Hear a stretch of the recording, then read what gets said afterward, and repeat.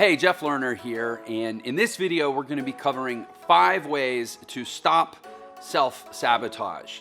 I have never met a person that doesn't immediately know what I mean when I say self-sabotage. We've all done it. We've all made a New Year's resolution. Maybe it's to get in shape, and then we bail out in a month or two.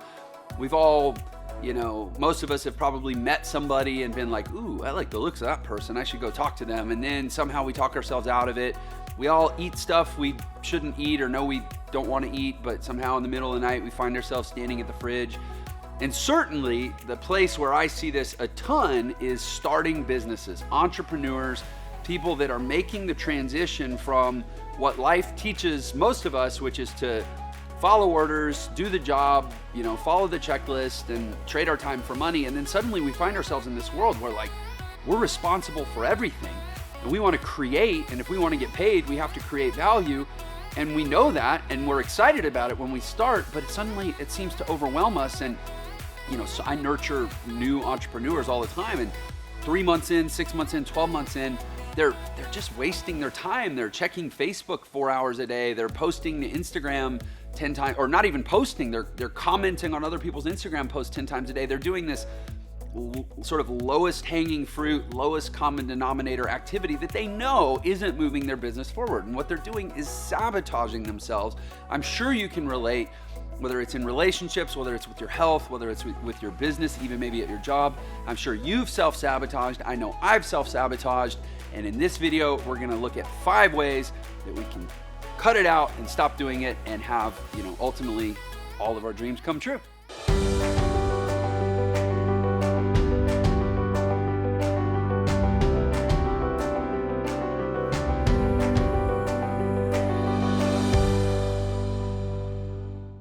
Okay, so let's dig into these 5 tips on how to eliminate self-sabotage from our life. And I'm going to set this up by actually sharing with you what a massive impact this has had on me personally. I started as an entrepreneur all the way back to high school because I always kind of knew I didn't want to have a job. But even once I started to be successful, when I was 29 years old, 2008 is when I first did something that actually made a profit. I was making good money. I was starting to, quote, succeed as an entrepreneur. But I can look back over the last, I guess that's 12 years now, and I can see very specific moments when I absolutely pulled the rug out from under myself for reasons that at the time, they seemed rational. But I look back and I'm like, that was so stupid. How was my brain tricking myself into essentially cutting myself off at the knees and stopping my own growth? And I realize now it was this self-sabotage thing, and it comes from a deep place. It's a subconscious place. It's our limbic system in our brain. It has to do with our scanning mechanism, which this is all deep brain stuff, right? The reticular activating system determines what signals and what cues we process from our environment, what we respond to.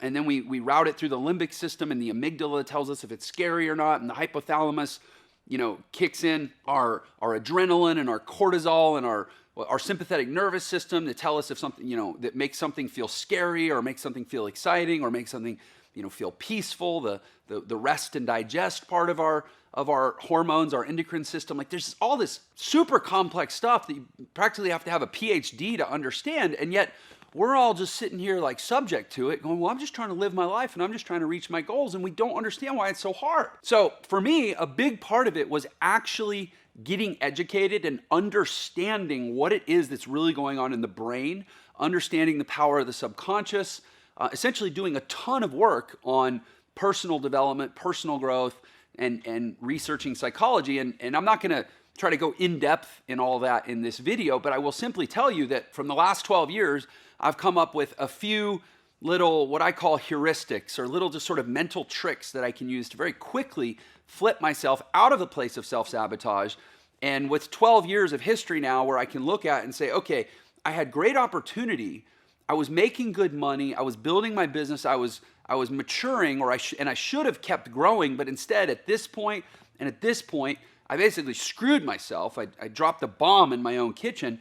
And now I'm finally, for the first time, I really feel like breaking through into my full potential, because not because anything's changed circumstantially. These opportunities have been there all along, but because I finally have stopped screwing myself over, right? And so that's what I want to go through. These are the five of the things that I do and that I fixate on every day to say, Jeff, you've got it good. Things are going okay. Don't screw it up. Because as human beings, if we're not extreme, and this is one of the, I guess, the first things to say, this may be the frame for this whole video, is that if we're not extremely conscientious and conscious of our own tendencies and very intentional about being better than we are by our own nature and by our own subconscious, we will screw ourselves up. That's why this business is so important. So what we've done in my company, Entra, is we've actually codified these 5 ways to stop self-sabotage into our values. We actually have 10 total values, but these 5 are what I'm going to cover in this video. And these are things that, not only I live from every day, but our whole team, our staff lives from every day. Even all of our vendor relationships, they commit in their agreements to living from these values and operating from these values every day. And all of our customers and students operate from these values too. These values, these very specific statements that I can come back to again and again and again to be better than my own nature, better than my own subconscious mind, really keep me in line. Because the reality, and this is, you got to understand this, your brain, we all think our brain is our greatest asset, and it is. Our cognitive processing is such a huge asset. But our emotions, our deeper psychology, our subconscious can also be our greatest liability if we're not very intentional about surpassing our own self-imposed limitations. So that said, let me share with you the first value. This is the first tip for sabotaging self-sabotage, right? Which is we strive for excellence in everything we do. If you strive for excellence in everything you do, the concept of excellence, the word to excel, is about getting better. It's about doing more. It's about, and it's not about competition. It's not about beating the other person. It's about beating yourself. Think about it. You can't beat yourself if you bump up against your own self-imposed ceiling that won't allow you to keep going or to keep growing, right? So if you fixate on striving for excellence in everything you do, you're going to also be fixating on striving for growth in everything you do. And unlike the human body, which can only grow to a certain limit, the human mind and ultimately the quality of human outcomes can grow unlimited. So my advice is, and I know for myself, I literally study these values every single morning, and I commit to myself that I'm going to live a day that reflects these values. And in the case of this first tip, I'm going to live a day where I strive for excellence in everything I do. How I go to the gym, how I talk to my kids, how I talk to my wife, how I do my business, how I create my content, even how I create this video right now in this moment. I'm trying to do it as well as I possibly can do it. And if I'm bumping up against a self-imposed limitation, I'm going to have an awareness that, wait a minute, I'm not being excellent. Because when you put it through that sort of objective lens about yourself and say, hey, am I being excellent in the way I'm doing this thing? We all kind of have a sense of what that word excellent means. Very often we'll go, well, no, that wasn't excellent. Well, why? And then we can work backwards and figure out what we did to self-sabotage, okay? So striving for excellence in everything you do is the first tip to prevent self-sabotage. The second tip for preventing self-sabotage is our second value here at my company, Entra. And it is this. It's one of my favorite sayings. I say this all the time. I've been saying it for years, and it just became one of the values that everybody kind of rallied around. We eagerly do hard things well. This statement, I have found there's a direct correlation between the extent to which I am embodying this statement in my life and the positive outcomes that I'm having in my life. It's actually 3 statements in one. It's one of the most powerful statements I've ever heard around driving performance, driving results, driving excellence in life. First of all, we do hard things. And that one right there is a challenge for a lot of people to say, do hard, think about how much of our life is spent in pursuit of or maintenance of comfort, right? And yet, as they say, all growth, all progress happens outside of your comfort zone. The walls of your comfort zone are plastered with your own excuses, and so on and so forth. We all hear about this thing called the comfort zone. We all know that that's not where our life is getting better, and yet for so much of us, for so much of all of our lives, it seems to be the focus, is like staying in this comfortable place. So immediately to embrace the concept of hard things. This is why I love Navy SEALs. This is why I love endurance athletes. This is why I love professional fighters. This is why I love power lifters, people that just by the very essence of their lives have to constantly push. They literally can't even afford a day in their comfort zone. People who eagerly do hard things well. They don't just do hard things, they do them well. They're committed to doing them at a really high level, and they're eager to do it. They realize it is a blessing, it is a privilege to get to wake up every day and challenge themselves and do hard things. Think about this. My friend Brad Lee said this when I interviewed him on my podcast. He said, if I gave you $1 million today, but you couldn't wake up tomorrow, like your life was over, here's $1 million, but you don't get to wake up tomorrow, would you take it? I mean, virtually everyone would say, no, thanks, and I'd rather stay alive. I'd rather keep living my life, which means that every single day, based on that decision that you'd rather have that than $1 million, that means every single day is worth more than $1 million to you. Just the simple fact that you opened your eyes this morning and you got to stand up and fight another day, that's worth more than $1 million to you. So shouldn't you attack it with that in mind? Shouldn't you do hard things? Shouldn't you commit to doing them well? And shouldn't you be excited about the opportunity? Because you turned down $1 million just to be able to have that opportunity today.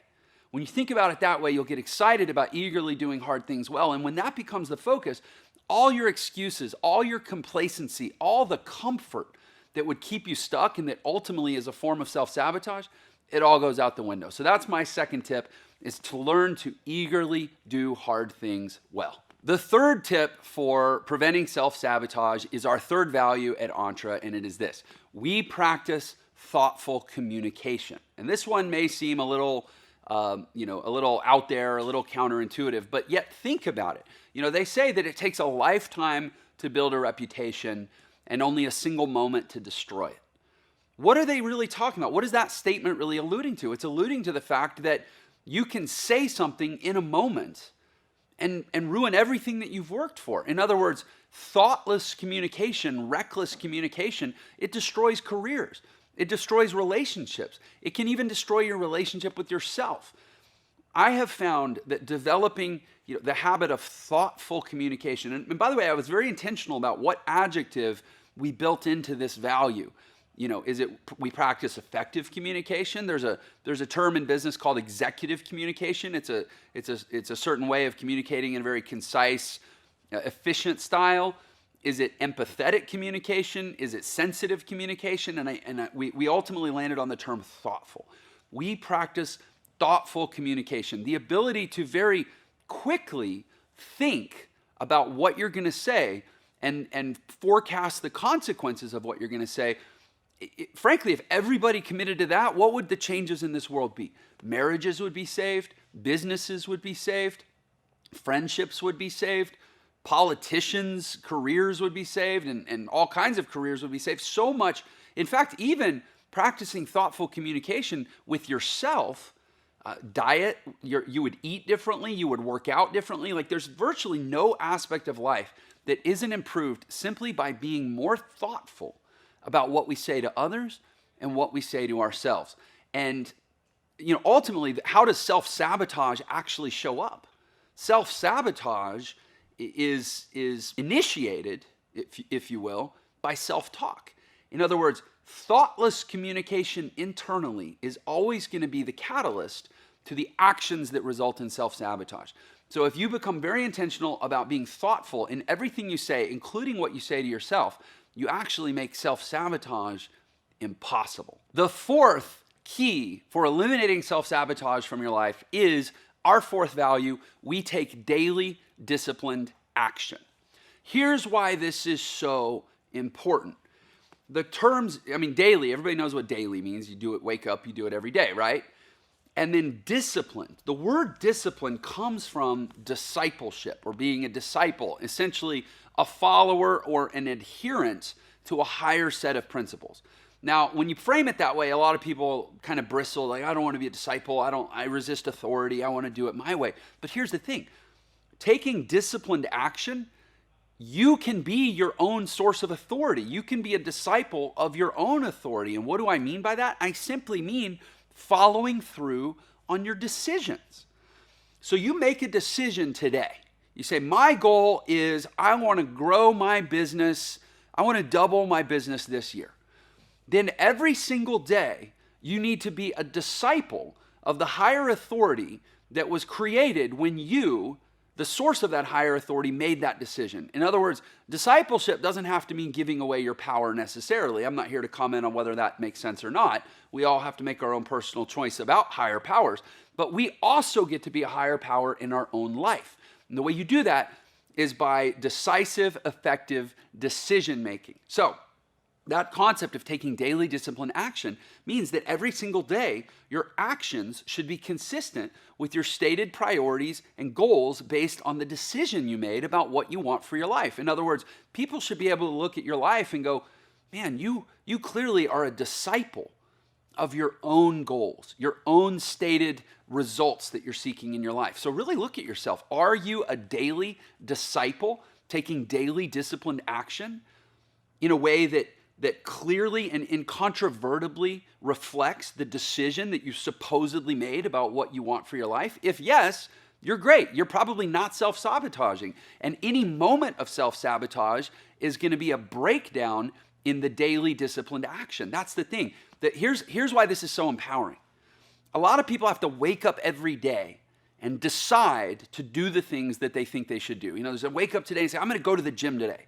I wake up today and say, I'm going to eat these meals today. I'm going to eat this diet. I wake up today and say, I'm going to work on diffusing my anger a little bit and being more sensitive and cognizant in the way that I communicate with people today. In other words, you have to make a decision every day. That's exhausting. What about just making the decision one time? Like almost in a true religious sense, the way people walk into a house of worship and they accept whatever as their guiding doctrine for the rest of your life. Again, why don't you do that with your own decisions? Why don't you treat your own decisions with the same level of reverence? Say, I walked into the house of my own goals and I accepted as my higher authority in that moment the decision that I made about what I was willing to do to achieve the outcome that I say I want in life. And then every single day, literally as an act of worship, literally as an act of discipleship, you reflect that decision. Here's why that's so empowering. You save energy, you conserve energy because you never have to make any more decisions. The only decision you ever have to make is if you want to reevaluate the goal or reconsider the decision. But as soon as you make a decision, say, I'm going to lose 50 pounds, you don't ever have to decide to go to the gym. You don't ever have to decide to eat healthy food. All you have to do is take daily disciplined action on the basis of that one-time decision. As soon as you reframe personal growth and evolution and get, succeeding in this world as not a series of decisions that are tiring to maintain and to keep making, but as a decision you made once, and then simply an act of daily discipleship that's consistent with that initial decision, there's nowhere for self-sabotage to even creep up, right? It becomes like an external form of temptation, and literally almost in a religious sense. You say, I resist temptation, I resist self-sabotage because they're not consistent with my discipleship on the basis of my higher authority, which is my own decision that I made about what I want in this life. Kind of an esoteric way to look at it, but at least for me, it works like gangbusters. So that's my third tip for preventing self-sabotage, is take daily disciplined action on the basis of singular decisions. The fifth and final tip to prevent self-sabotage in your life is our fifth value at Entre, which is we are obsessed with improvement.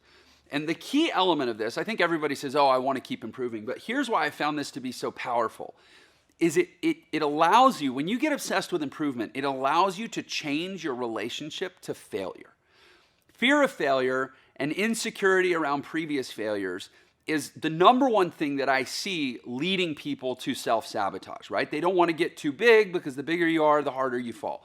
They don't want to get too far out there because then they feel like they're alone on a limb and the limb is going to break, right?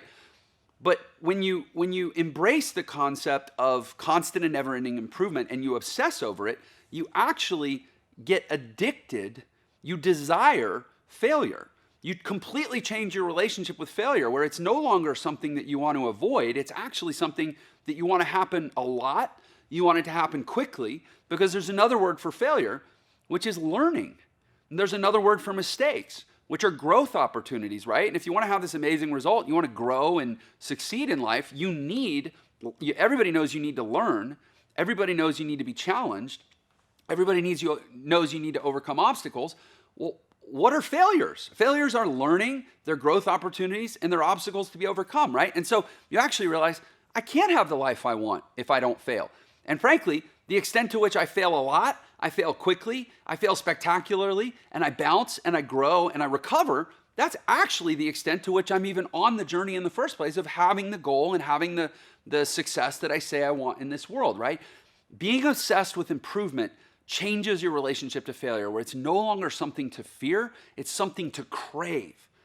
I want to fail every day, even shooting these videos. I like to fumble my words. I like to struggle to convert ideas into fluid sentences. I like to get insecure as my audience grows. I like to have haters comment negative because I know it toughens me up. I know that in order to get where I want to be in this world, in order to be that person that I actually see myself as having the potential to become, I have to be able to take all of it. I have to be able to take all of the hate. I have to be able to improvise on the fly. I have to be able to look effectively into a camera. I have to be able to act with confidence. I have to have overcome all of these things that I only can through the constant and consistent experience of lots of failures. Some of them small, some of them big, all of them opportunities, and all of them teachers. So by obsessing with improvement, you change your relationship to failure, and by changing your relationship to failure, you prevent self-sabotage, because usually the times when we self-sabotage, it's when we don't want to progress too far, because the more we progress, the more we have to lose if we fail.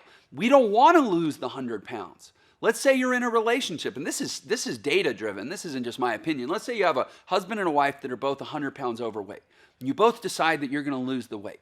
Now, deep down, you probably realize, if you're in that situation, again, this is data-driven, that if you lose that weight and the other one doesn't, it's going to significantly change your relationship. In fact, in relationships where one party loses a significant amount of weight and the other doesn't, and they were both obese, 90% divorce rates. So you'll stop yourself. You literally won't save your own life by getting healthy because you don't want to jeopardize this other thing that's clearly, in that case, holding you down and compromising your quality of life. That's just one tiny example of how the fear of ultimately leading to a failure based on achieving too much progress will ultimately lead us to sabotage our own progress. Again, that's just one example. So you change your relationship to failure, you get excited about failure, and now you won't sabotage yourself because you're making too much progress and thus risking too much failure. So that is our 5 tips for preventing self-sabotage. This is also, as I mentioned, our first 5 values in my company Entra, and frankly in my entire life. I'll say them again for review. They are: we strive for excellence in everything we do, we eagerly do hard things well, we practice thoughtful communication, we take daily disciplined action, and we are obsessed with improvement. So the way I want to leave off this video is I want to encourage you to look at the area of your life where you have the biggest goals, where you have the most aspirational energy, and you also thus have the biggest risk of self-sabotage, and say, how would I execute in that area of my life if I strove for excellence, if I eagerly did the hard stuff as well as I possibly can, if I was consistently thoughtful in my communication, if I took daily disciplined action, and if I was obsessed with constantly improving? How would you attack that area of your life? And if you can take these 5 principles and apply it to that area of your life, then this could truly be one of the most valuable videos that you've ever seen. All right, so thank you for watching. I want to invite you to subscribe to this channel if you've gotten value out of this video. At the very least, I would ask you to give me a like. Let's let YouTube know that Jeff's out here doing good work. Definitely leave a comment or a question if you have anything to say. I love answering questions. It's one of my favorite things about creating content, is getting to build relationships with my audience. If there's anything I can do, or maybe you want to know how you would apply these principles to a certain area of your life, that's what this platform is for, is to have those conversations. So again, thank you for watching. Thank you for subscribing, and I'll see you on the next video. Take care.